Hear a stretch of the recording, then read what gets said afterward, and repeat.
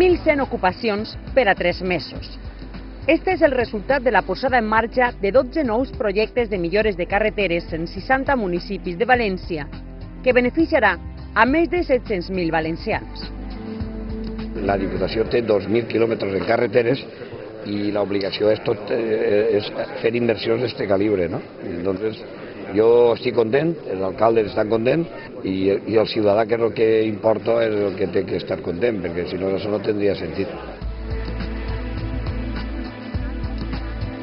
Carreteres en marxa, com s'ha denominat este pla d'actuació, comptarà amb un pressupost de 21 milions d'euros per a renovar l'estat dels més de 2.000 quilòmetres que comprenen la xarxa de carreteres de la Diputació de València. Els resultats: carreteres més segures, una major mobilitat en millors comunicacions entre municipis, millors accessos als servicis públics i actuacions sobre el patrimoni local.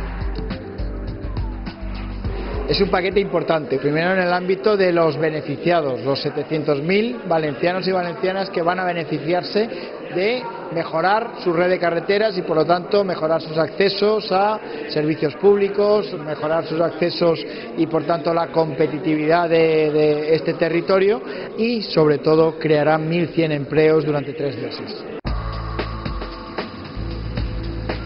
Este projecte millorarà la competitivitat del territori, aconseguint un impacte social, econòmic y directe sobre l'ocupació.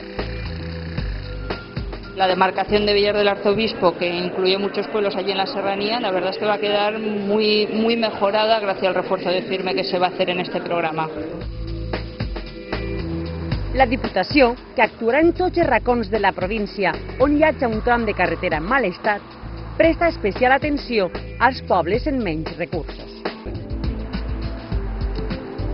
El pla de la Diputació de València, que ja ha començat a materialitzar-se, és més que confiança en el futur.